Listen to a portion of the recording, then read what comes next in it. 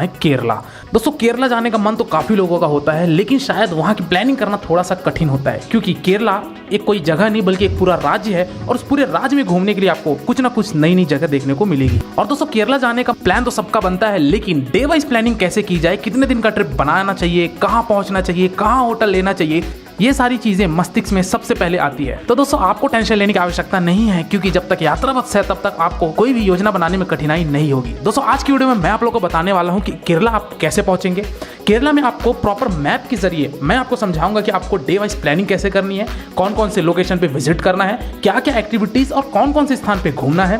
केरला में आपको होटल के क्या क्या कॉस्ट पड़ेंगे, आपका ट्रांसपोर्टेशन क्या होगा, और साथ ही साथ आप अंत में ये भी जानेंगे कि केरला पूरे घूमने के लिए एक व्यक्ति का कुल खर्चा कितना लग जाएगा। तो दोस्तों बने रहिए मेरी वीडियो में, एक एक करके सारी बातों को मैं विस्तार पूर्वक वर्णन करूंगा, जिसमें आपको पूरे केरला राज्य को घूमने के लिए काफी सहूलियत मिलेगी और आपका खर्चा भी कम आएगा। तो बिना विलंब किए प्रारंभ करते हैं सबसे पहले कि केरला में हमको कौन कौन से लोकेशन पे घूमना है, और ये है आपके सामने मैप। सबसे पहले आपको आना है कोच्चि, और कोच्चि से फिर आपको जाना है मन्नार। मन्नार घूमने के बाद आपको जाना है टेकड़ी।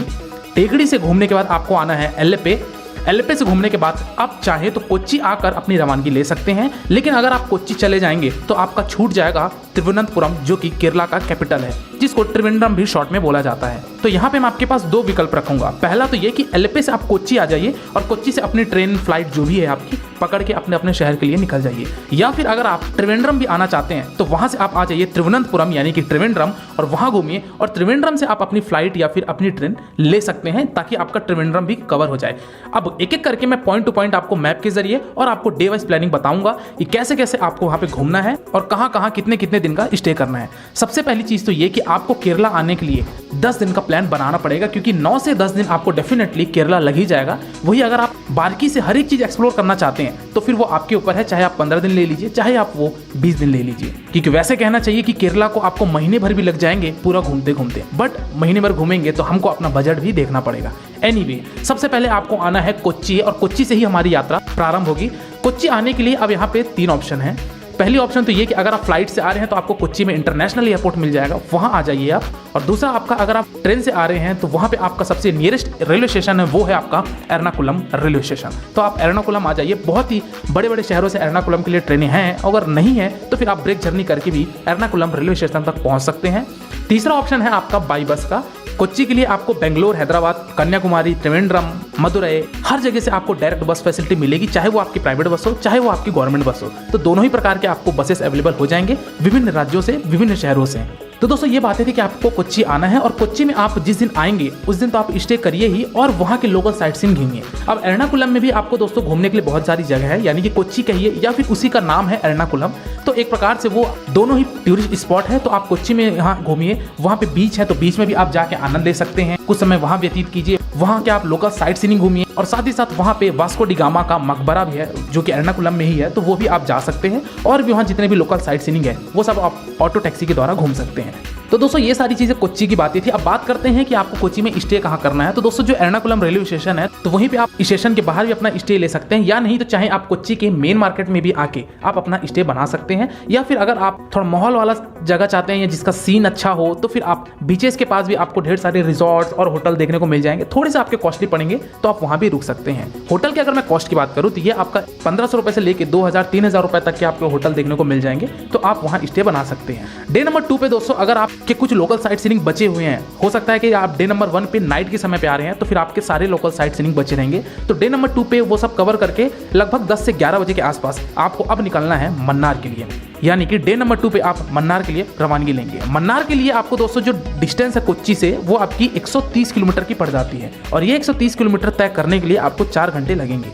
और ये 4 घंटे की यात्रा आप या तो बस के द्वारा तय कर सकते हैं, या फिर आप वहाँ पे कार हायर करके भी घूम सकते हैं। दोस्तों कार हायर मतलब यहाँ पे कार रेंट पे लेने की मैं बात कर रहा हूँ। कॉमर्शियल कार वहाँ रेंट पे मिलती है कोच्चि में, तो वो आप हायर करके भी इन सारी जगहों को 8 से 10 दिन घूमने के बाद वापस आप कोच्चि में उस एजेंट को दे सकते हैं। कोच्चि में आपको बहुत सारे वहाँ पे ट्रैवल एजेंट मिल जाएंगे जो कि आपको कार प्रोवाइड करते हैं। एक दिन का जो कॉस्ट होता है कार का वो होता है 2500 से शुरू होता है, 2500, 3000, 4000 ऐसे इसके रेट्स आते हैं। ये डिपेंड करता है कि आप कौन सी कार ले रहे हैं और साथ ही आप कौन सी मॉडल ले रहे हैं। तो ये आप कार के माध्यम से भी घूम सकते हैं, और चाहे तो आप बस के माध्यम से घूम सकते हैं, या नहीं तो आप पर्सनल टैक्सी करके भी मन्नार पहुंच सकते हैं। तो दोस्तों डे नंबर 2 में 4 घंटे ये यात्रा करने के बाद आप पहुंचेंगे मन्नार। अब मन्नार में आपको 2 दिन का स्टे बनाना पड़ेगा, क्योंकि मन्नार में जो लोकल साइट सीइंग है, जो पॉइंट्स हैं, जो स्पॉट्स हैं, वो बहुत ही ज़्यादा घूमने लायक है।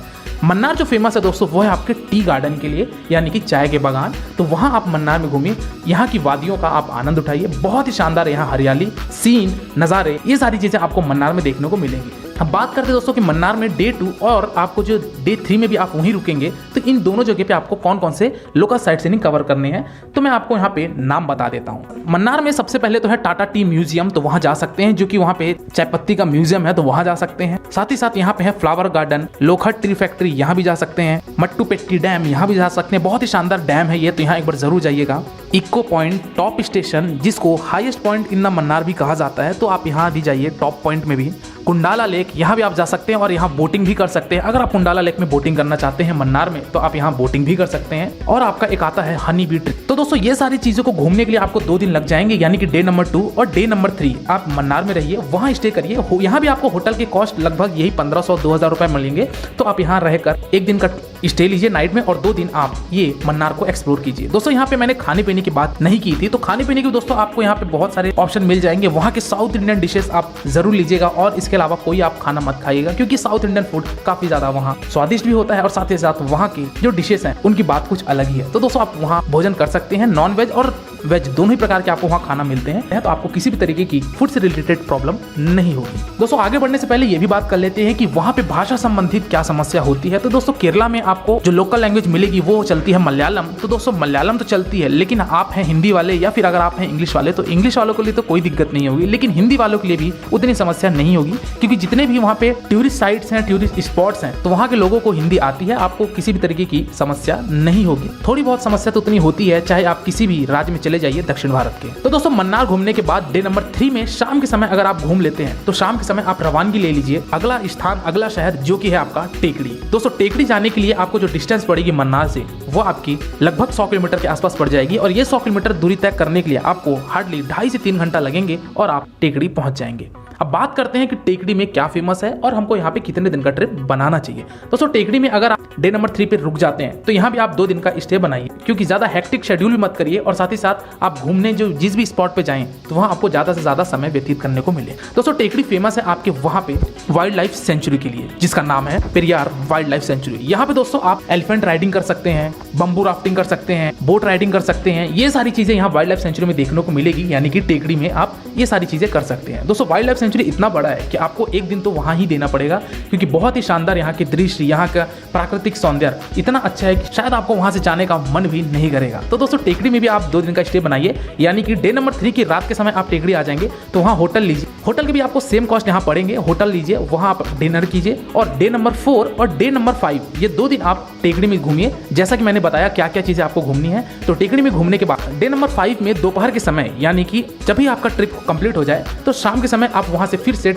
बस लीजिए, वहां के बस स्टैंड से, या फिर टैक्सी हायर कर लीजिए। वहां से आपको आना है अपने चौथे स्थान की तरफ, जिसका नाम है एल्लेपे। अब यहाँ पे बात करते हैं जो कि केरला का सबसे फेमस, सबसे लोकप्रिय स्थान है, वो है एल्लेपे, क्योंकि यहाँ पे जो आपको एक्टिविटीज करने को मिलेंगी वो बहुत ही शानदार मिलेगी। तो दोस्तों एल्लेपे में आपको सबसे पहले तो यहाँ मिलता है हाउस बोट का स्टे। जैसा कि कश्मीर में आप हाउस बोट में रुकते हैं, तो यहाँ पे आपको हाउस बोट का स्टे तो मिलता ही है, साथ ही साथ यहाँ पे आपको हाउस बोट क्रूज मिलता है। इसको अब बताता हूँ हाउस बोट क्रूज क्या होता है। यानी कि वहाँ पे जो बैक वाटर्स होते हैं, बैक वाटर्स मतलब ये होता है कि जो नदी होती है, तो उसके टेरिटरी से जो ये पानी को इकट्ठा किया जाता है, जो कि एक स्टेबल फॉर्म पे होती है, स्थिर अवस्था में होती है। तो यहाँ आप नाव के जरिए आप यहाँ पे बोट राइडिंग कर सकते हैं, और साथ ही साथ हाउस बोट राइडिंग भी कर सकते हैं, जिसको हाउस बोट क्रूज बोला जाता है। हाउस बोट क्रूज दोस्तों, यानी कि यहाँ पे आपको इस शिप के अंदर, इस जहाज के अंदर आपको वहाँ रहने की, खाने पीने की, बाथरूम की, हर चीज की फैसिलिटी रहेगी, और इस हाउस बोट में आप चलते रहेंगे इस बैक वाटर पे, यानी कि इस पानी पे चलते रहेंगे जहाज के माध्यम से, और आपको घर जैसा अनुभव प्रदान होगा। तो यहाँ से जब आप ये चीजें घूमेंगे और ये सारी चीजें देखेंगे, तो आपको काफी ज्यादा शानदार अनुभव प्राप्त होगा। तो एल्लेपे दोस्तों इसी के लिए फेमस है, जो कि है हाउस बोट क्रूज, या फिर अगर आप चाहे तो एक हाउस बोट जो बैक वाटर के किनारे बने होते हैं, वहां भी आप रुक सकते हैं, और साथ ही साथ आपका बैक वाटर टूरिज्म, ये सारी चीजें यहाँ एल्लेपे में घूमने के लिए है। और भी यहाँ पे 1-2 स्पॉट्स हैं जो कि लोकल साइट सीइंग घूमने के लिए आप एल्लेपे में 2 दिन तो स्टे दीजिए ही दीजिए। तो दोस्तों ये बात कर रहे थे हम कि डे नंबर 5 में हमने टेकड़ी से हमने एल्लेपे आया था, और आपको डे नंबर 6, डे नंबर 7 ये 2 दिन आपको बिताना है एल्लेपे में।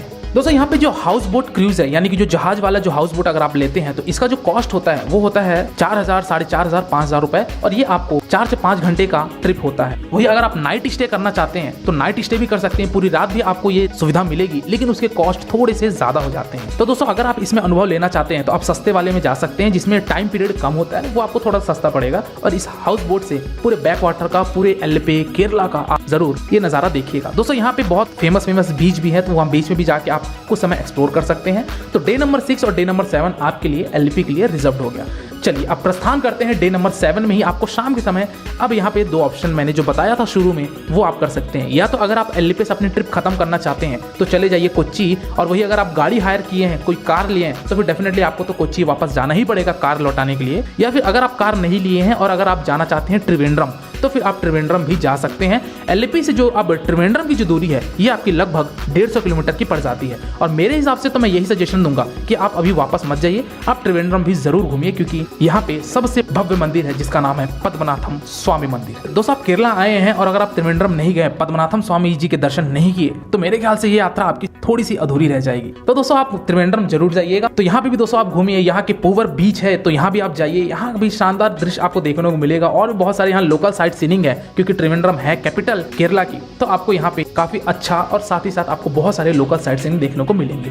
तो दोस्तों आप त्रिवेंद्रम में रहिए और त्रिवेंद्रम से आप 2 दिन यहाँ एक्सप्लोर कर लिए, यानी कि डे नंबर 8 और डे नंबर 9, ये 2 दिन आप एक्सप्लोर कीजिए। एक दिन तो आपको लगेंगे पद्मनाभम स्वामी मंदिर दर्शन करने के लिए और वहाँ के जो मेन बीचेस हैं तो वहाँ आप समय व्यतीत कीजिए। दूसरे दिन आप वहाँ ऑटो टैक्सी करके आप सारे जगहों पे लोकल साइट सीनिंग कर सकते हैं त्रिवेंद्रम के आसपास वालों जगहों के, और वहाँ से आप अपनी रवानगी ले सकते हैं। अगर आपका ट्रिप लंबा है तो कुछ टूरिस्ट ही त्रिवेंद्रम से निकल जाते हैं नागरकोइल होते हुए कन्याकुमारी, लेकिन कन्याकुमारी की बात मैं नहीं कर रहा हूँ, क्योंकि आज मैं केरला ट्रिप की बात कर रहा हूँ। तो त्रिवेंद्रम से आपकी यात्रा या तो खत्म कर दीजिए, या फिर अगर आपका प्लान लंबा है तो फिर आप जा सकते हैं कन्याकुमारी। तो दोस्तों त्रिवेंद्रम में, यानी कि तिरुवनंतपुरम में ही रेलवे स्टेशन है त्रिवेंद्रम नाम से, तो वहां से आप अपनी ट्रेन ले लीजिए और आप अपने अपने शहर के लिए रवानगी ले लीजिए। और त्रिवेंद्रम में ही आपके तिरुवनंतपुरम इंटरनेशनल एयरपोर्ट है, तो वहां से आप अपनी फ्लाइट भी ले सकते हैं अगर आपका mode of transportation by air है तो। चलिए दोस्तों अब बात करते हैं कि जो केरला आने के लिए आपका जो बेस्ट समय है वो कौन सा है। तो दोस्तों यहाँ पे जो केरला आने के लिए आपका जो बेस्ट समय है वो मैं आपको 2 तरीके से बताऊंगा। पहला तो ये कि अगर आप ऑन सीजन में आना चाहते हैं, ऑन सीजन मतलब अक्टूबर से लेकर मार्च तक का जो समय होता है केरला का, वो बहुत ही शानदार होता है, क्योंकि यहाँ पे आपको गर्मी नहीं मिलती है, साथ ही साथ यहाँ का जो इन्वायरमेंट होता है वो भी बहुत शानदार होता है। तो ये जो समय होता है अक्टूबर से लेकर मार्च तक का, वो आपका ऑन सीजन होता है। यहाँ पे आपको थोड़ा बहुत बजट ज्यादा मिलेगा अगर आप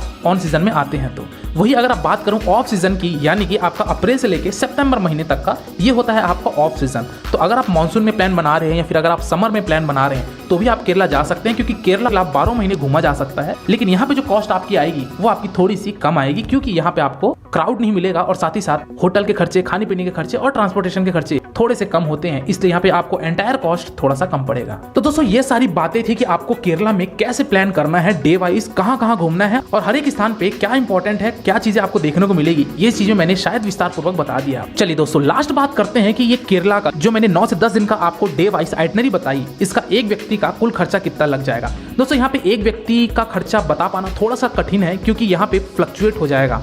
कहने का मतलब ये है कि अगर आप पूरा केरला घूमना चाहते हैं तो एटलीस्ट आप लोग 2 लोग तो रहिए, क्योंकि अगर आप सिंगल रहेंगे तो आपका खर्चा बहुत ज़्यादा आ जाएगा, क्योंकि यहाँ पे ट्रांसपोर्टेशन, होटल, खाने पीने और अगर आप कोई भी एक्टिविटीज़ करते हैं तो इन सब के खर्चा एक व्यक्ति को बहुत ज़्यादा भारी पड़ेगा। तो बेटर ये है कि अगर मैं 2 पर्सन का कॉस्ट बताऊं तो मान के चलिए अगर आप कपल्स हैं या फिर अगर आप बैचलर भी हैं, स्टूडेंट भी हैं, तो मान के चलिए कि आपका जो 2 व्यक्ति का खर्चा आएगा पूरे इस 9 से 10 दिन केरला घूमने के लिए, वो आपका लगभग 50,000 रुपए के आसपास आ जाएगा, यानी कि एक व्यक्ति का 25,000 रुपए कहा जा सकता है। दोस्तों इस फेयर में मैंने कौन कौन से कॉस्ट को इंक्लूड किया है ये भी आप जान लीजिए। सबसे पहली चीज तो वहाँ के होटल के खर्चे, खाने पीने के खर्चे और आपके जो भी ट्रांसपोर्टेशन होंगे, चाहे आप बस से आइए चाहे आप टैक्सी बुक करके आइए, इसके कॉस्ट, और साथ ही साथ अगर आप जो भी एक्टिविटीज करते हैं तो एक्टिविटीज के कॉस्ट को भी मैंने यहाँ पे इंक्लूड किया है, और आपके एंट्री फीस को भी मैंने यहाँ पे इंक्लूड किया है। तो इन सब कॉस्ट को अगर मिलाया जाए 2 व्यक्ति का जो खर्चा आएगा वो लगभग 50,000 रुपए आ जाएगा। इस फेयर में मैंने इंक्लूड आपके ट्रेन की टिकट और आपके फ्लाइट की टिकट, और अगर आप कोई चीज शॉपिंग करते हैं तो इन सबको कॉस्ट को मैंने इंक्लूड नहीं किया है। तो दोस्तों ये था आपका केरला ट्रिप का एक संपूर्ण वर्णन। दोस्तों केरला ट्रिप में मैंने जितने भी स्थान बताए हैं, आने वाले समय पे आपको यात्रा बस पे हर एक लोकेशन की पर्टिकुलर वीडियो मिल जाएगी कि आपको कौन सी जगह पे रुकना है, कौन कौन से साइट सीनिंग करनी है, क्या आपको देखने को मिलेगा। इन सारी जगहों को आपको मैं सेपरेट वीडियो भी दूंगा, लेकिन आज के वीडियो में आपको ये केरला ट्रिप का एक संपूर्ण वर्णन था। इसके बाद भी अगर आपको कोई डाउट है या फिर अगर आपको कोई क्वेरी है तो आप मेरे इंस्टाग्राम यात्रा बस आईडी में विजिट करके जो भी आपका प्रश्न है वो मेरे सामने प्रकट कीजिए। डेफिनेटली आपको मेरे द्वारा या मेरे टीम के द्वारा आपको रिप्लाई मिलेगा। और आशा करता हूँ कि ये वीडियो देखने के बाद आपको किसी और वीडियो देखने की आवश्यकता नहीं पड़ेगी। तो जुड़े रहिए मेरे साथ और मेरे चैनल यात्रा बस को सब्सक्राइब करिए। आज की वीडियो में दोस्तों फिलहाल इतना ही। मिलते हैं फिर एक नई वीडियो में एक नई यात्रा के साथ। तब तक के लिए शुक्रिया। जय हिंद। आपकी यात्रा मंगलमय हो।